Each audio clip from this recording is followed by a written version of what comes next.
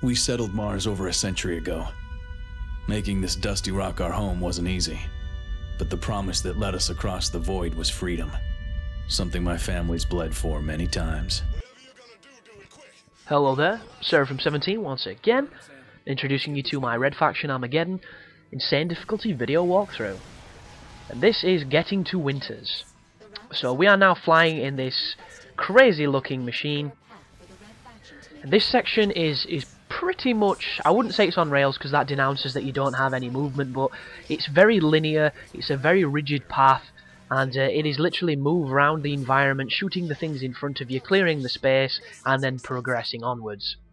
And on paper this section is very simple, but what you have to bear in mind is it's just like the other robots where you have a shield bar and you have a life bar. If your life bar goes down, it does not regenerate, and it will put you in a really shitty spot. And the only problem with this section is there are no checkpoints to my knowledge, and you have to do it all over again. And you have to take this entire section pretty slow just to survive it, which is a pain in the ass in itself. So doing it a few times after a checkpoint gets really frustrating, let me tell you. So on the screen you will notice that there are the overheating bars going up that turn to white, which denounce when your cannons need to cool down after a while. And you will also notice that to the left of that is a blue bar, and to the right of that is an orange bar on either sides of my reticle. The blue bar has a shield next to it, which represents your shield. The orange bar has a lovely plus symbol that is the gaming's universal symbol for health. Ever since Doom and things before that, that's been the health sign. And what you need to be doing here is you need to keep as much space away from the enemies. If an enemy is shooting at you, you need to be strafing, you need to be as hard of a target to hit as you physically can be, and you just have to play really smartly. As long as they do not take your shield down, this bit is cake. The only problem is, if they do, and they will very quickly, they'll start hitting your life, and if you don't have enough life, to make enough mistakes, you will have to play perfectly. And playing perfectly in this machine is a pain in the arse. Also, it sometimes seems like when you're going through the environments that you're taking environmental damage from banging into walls and things. It looks that way, it sounds that way, but it isn't true. You do not take damage from the environment. What it is sometimes you'll just be getting hurt and you don't realise from where, and it's generally just a little dude, sulking off in a corner being a douchebag. But there is the checkpoint, and this is where people will actually start to shoot at you. The first area was just get used to the controls, fly around, have some fun. Now we have aliens, and one of the most frustrating parts about this section is they will jump onto walls and they become increasingly difficult when it comes to being able to see where they are, and sometimes you'll just be getting shot by things and you don't know where the projectile's coming from. So a strategy that I got from that is literally when my shield was full, I would sit still just so I could look for any signs of your projectile to see what direction it was coming from. And it's a strategy that works very well. It's also a strategy that can get you fucked if you're not careful. But keep your distance, keep on shooting. Don't get sloppy. Bear in mind the checkpoints on this section kind of suck dick. And it's as hard as you make it, this area. But from experience on my first playthrough, I did try and rush it. I did get impatient and I did die a lot. So you need to be careful. And always check for people that you've missed shooting you from behind, because a lot of the strategies with this vehicle are to pull yourself back and to get into a radius where the enemies can't hit you or put something between you and the enemies. And if there's a cheeky one behind you, you'll be hiding behind a pipe thinking you're safe and he'll finish you off. So you need to be real vigilant on this area, because if you're not, you'll just end up getting your ass slapped, which is not a good thing. But I'm going to talk about something else, because this is pretty simple. There's no crazy parts coming up. There's just this for the next 6 minutes. So I'm going to talk about the new house. And if anybody's not a house fan, then you're probably not going to enjoy this conversation. And if you're open-minded and you're not a house fan, you might go out there and try tracking down some episodes and actually try and watch it, because I do think that House is one of the finest shows that's on TV at this moment in time.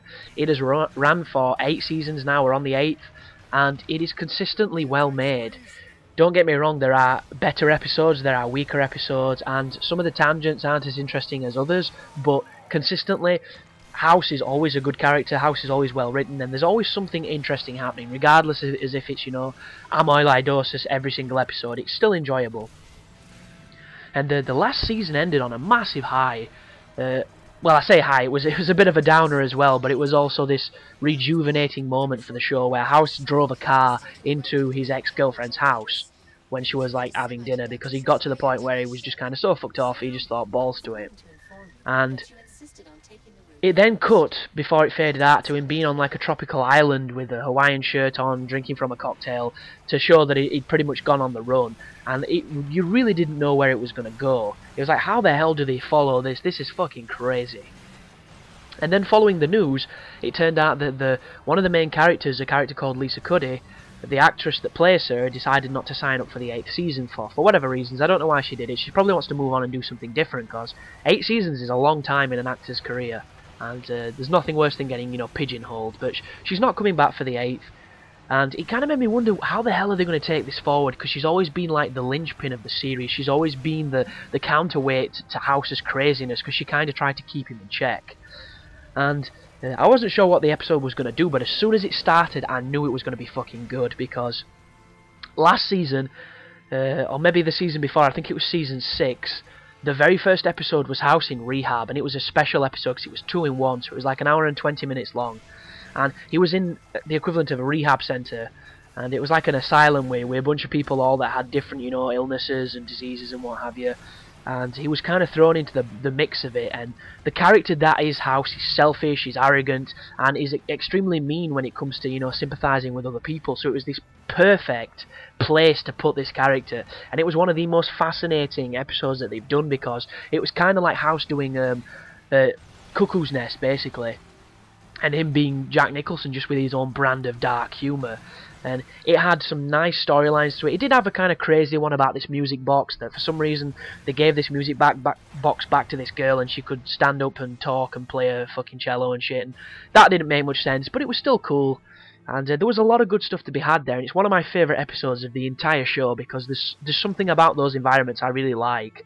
And the 8th season started in a prison, so straight away it's like, oh yes, House does prison, House is doing some porridge, this is going to be fucking awesome. And it really was, because it doesn't start off from, him just getting put in prison. It starts off from him getting a review from some of the governors, basically telling him he has 5 days of good behaviour and then he'll be out. And if he can, manage not to piss anybody off, he won't have to stay any longer. And then it's kind of this sequence of all these people and all these acquaintances that he's got in prison, some of them good, some of them bad, and how they all affect each other as he starts to get squeezed before he leaves. And some of the main plot points that are running through this is, a lot of prisoners trying to exploit the stuff that he's had while he stayed because he's leaving and they want it when he leaves. And also a sign of respect from like the Aryan Brotherhood that are there, because there's a bunch of Nazis that basically they enforce a kind of tax for staying in prison, and the tax is medication. And the medication in choice is Vicodin. And obviously House needs Vicodin because he's hurt his leg and he's in pain a lot and everything. And there's kind of this dynamic of him needing to give this Aryan a lot more Vicodin because he's on his way out, and House going into kind of like this relapse of not using it, so he's getting withdrawal symptoms. And there's a whole lot of different dynamics that are on display here.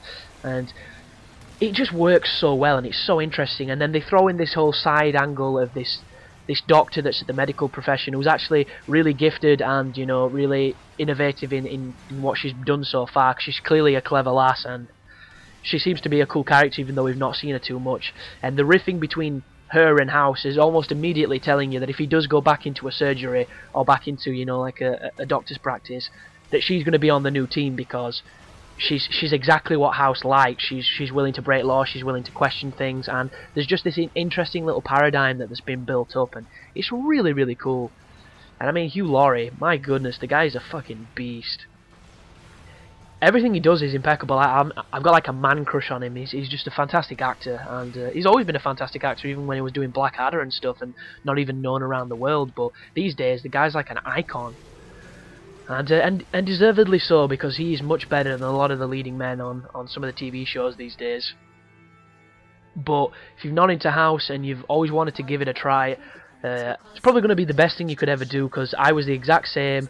I was a Scrubs fan, and I just thought he was trying to be Dr. Cox. I really was not interested whatsoever, and I ended up downloading the first season, watching it, not really thinking too much, and then before I knew it, I'd watched all 7 seasons that there was at the time, and I was hooked. You can't even explain what it is that's good about the show. It's just good writing, good characters, good performances. I really enjoy it. But as we move down here, we are moving towards the later area of the game now. This is when shit starts to get a little challenging. And I don't think there's anything left to shoot on this bit, if I'm not mistaken. Checkpoints reached. Yeah, cutscene's kicking off. I think that's the end of the video. Oh, maybe not. Yeah, there's this bridge you've got to destroy, so... This is not hard whatsoever. If you come to where I am right now and you strafe left and right, you will not get shot by pretty much anything. Stuff will still shoot at you, but as long as you're moving, they have a very hard time of hitting you. It's just like Thunderstorm for the Mega Drive, where you play as the helicopter. And that game was hard as fuck. Really hard. I think I got to the 3rd level, and I must have been playing it for a good 3 years, because it was one of the only games I had, because I was poor and a child. But just strafe left and right, avoid as much as you can, keep shooting the bridge, and as soon as you destroy it, it'll be objective done, it'll be level done, and then we'll be on the difficult level coming up, the barge level that probably a few people are going to need to see. But as per usual, guys, thanks for watching. It means a lot. Thanks for commenting if you do. Thanks for dropping a like. That's another thing that really helps. And if you want to subscribe because you think it's cool what I'm doing, or you're interested in future projects that I might be doing, please do so too. But as always, you take care now.